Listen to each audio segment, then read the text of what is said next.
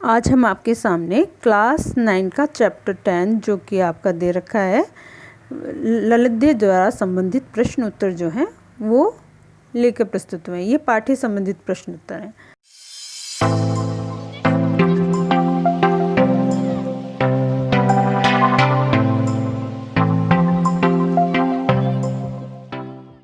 तो first question है, रस्सी कच्चे धागे की खींच रही मैं नाव, पंक्ति में रस्सी किसके लिए प्रयुक्त हुई है और वह कैसी है?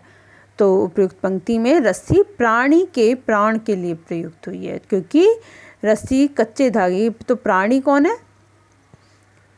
जो रस्सी है वो कच्चे धागे की बनी हुई है, तो ये मनुष्य के लिए, प्राणी यानी मनुष्य के लिए प्रयुक्त की है और ये उसका जीवन के लिए प्रयुक्त की गई है कि जिस प्रकार रस्सी कच्ची होती है और कभी भी टूट सकती है, उसी के प्रकार प्राणियों के प्राण भी कभी भी हट सकते हैं या ख़त्म हो सकते हैं जो कच्चे धागे से निर्मित है, अर्थात अत्यंत कमज़ोर हैं। कवित्री द्वारा मुक्ति के लिए किए गए जाने वाले प्रयास व्यर्थ क्यों हो रहे हैं?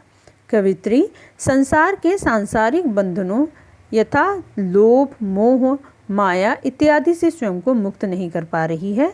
वे प्रभु भक्ति के द्वारा संसार रूपी सागर को पार करने का उद्देश्य लेकर आई थी, परंतु यहाँ के बंधनों ने उन्हें ऐसा जकड़ लिया कि उनका उद्देश्य मार्ग भूल गई कि उन्हें करना क्या था, वो उसी में फंस के रह गई। अतः अब उनके द्वारा मुक्ति के लिए किए गए प्रयास विफल हो रहे हैं। प्रश्न नंबर 3, कवित्री का घर जाने की चाह से क्या तात्पर्य है? उत्तर, उपयुक्त काव्य पंक्ति में घर जाने की चाह से कवित्री का तात्पर्य उस संसार से मुक्ति पाकर प्रभु के पास जाने से है। कवित्री ने प्रभु के घर को ही अपना वास्तविक घर माना है। प्रश्न नंबर 4, जेब टटोली कोड़ी नामी पाई, पंक्ति का भाव स्पष्ट कीजिए। उपयुक्त पंक्ति की कवित्री ललित ने अपना संपूर्ण जीवन सांसारिक मोहमाया के बंधनों में फंसकर बिता दिया। उसने सांसारिक मोहपाश में बंधे जो कुछ भी पूजा अर्चना की, वह सब वास्तविकता से काफ़ी दूर था। कवित्री आज भी जब अपने जीवन के अंतिम पड़ाव पर है, तब अपने जीवन का लेखा जोखा करती है तो पाती है कि उन्होंने तो कुछ भी किया, उसका कुछ भी मूल्य नहीं है, उसके पास प्रभु को देने लायक कुछ भी नहीं है। अतः वह चिंतित है कि भवसागर को पार कराने वाले भगवान को मैं क्या दूंगी, ऐसा मैंने कौन सा कर्म किया है जो मैं उन्हें बता दूं। प्रश्न नंबर 5, खा खा कर कुछ पाएगा नहीं, न खाकर बनेगा अहंकारी, पंक्ति का भाव स्पष्ट कीजिए। कवित्री ने उपयुक्त पंक्ति में मनुष्य को सांसारिक भोग तथा प्रभु भक्ति अर्थात त्याग के बीच का मार्ग अपनाने को प्रेरित किया है।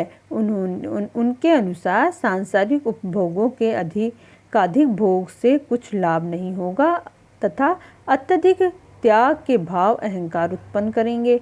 अतः दोनों के बीच का मार्ग अपनाना ही श्रेष्ठतर है कि अपने जीवन के अनुसार आपको जो चाहिए वो भी ले लो और दूसरों की भी सहायता करो।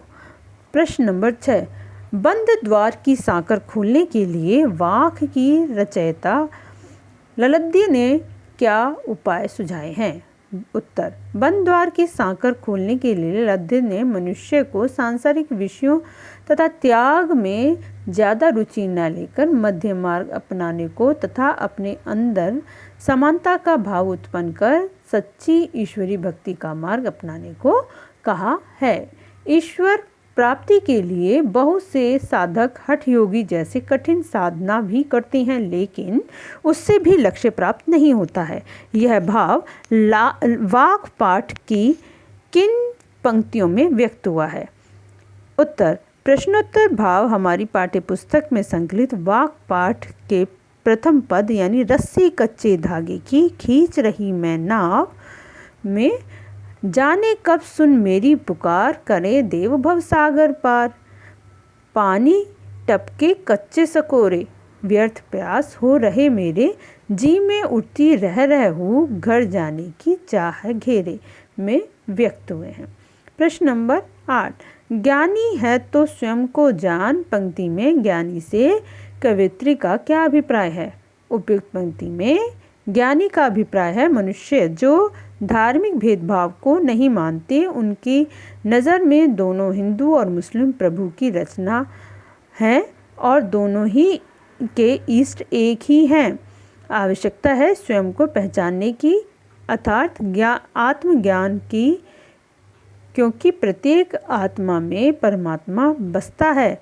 अतः आत्मज्ञान होने पर भगवान मंदिर मस्जिद में नहीं स्वयं आपके हृदय में मिलेंगे।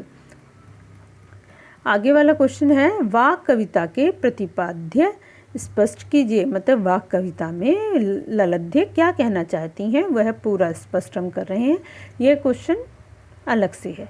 कवित्री ललध्य ने अपनी कविता वाक में मनुष्य को समाज में प्रचलित धार्मिक संकीर्णताओं से ऊपर उठाकर प्रभु भक्ति पर बल दिया है। कबीर की तरह उन्होंने भी झूठे जप तप ब्राह्मणों आडंबरों का होना चाहिए ब्राह्मणों का इत्यादि पर करारा प्रहार करते हुए इससे अलग रहने की बात की है। उनका मानना है कि संसार बंधनों यथा भोग मोह माया के त्याग के बिना ईश्वर तक पहुंचना अत्यंत कठिन है। इस संसार में जिसने भी जन्म लिया है सब संसार ईश्वर की कृपा से हुआ है। फिर आपस में धर्म जाति तथा अर्थ के आधार पर बंटवारा कैसा? प्रभु संसार के प्रत्येक कण में व्याप्त हैं, वह हर प्राणी में वास करता है, तो फिर उसकी खोज मंदिर मस्जिद गिरजाघर और गुरुद्वारे में क्यों? ईश्वर की पहचान तथा प्राप्ति के लिए आत्मज्ञान की जरूरत है। कवित्री कहती हैं कि स्वयं को पहचाने और ईश्वर आप में ही है, यानी अब जब तुम अपने आप को पहचान लोगे तो ईश्वर तो आपके अंदर ही विराजमान है। तो ये मैं उम्मीद करती हूँ कि चैप्टर बहुत अच्छे से आपको समझ में आ गया होगा। ये वाक के प्रश्नोत्तर इस वीडियो में है और ये वाक का पूरा अर्थ सहित प्रश्नोत्तर आपकी मेरे नेक्स्ट वीडियो में है। आप मेरे प्लेलिस्ट में जाकर उसको देख सकते हैं। 9th का पूरा ही सॉल्यूशन आपको, हिंदी सॉल्यूशन आपको मिल जाएगा। आज के लिए बस इतना ही। मेरे चैनल को लाइक करें, शेयर करें, जिससे कि जिसको ज़रूरत है उसको ये क्वेश्चन के आंसर मिल सके, और सब्सक्राइब करना तो बिल्कुल ना भूलें। धन्यवाद।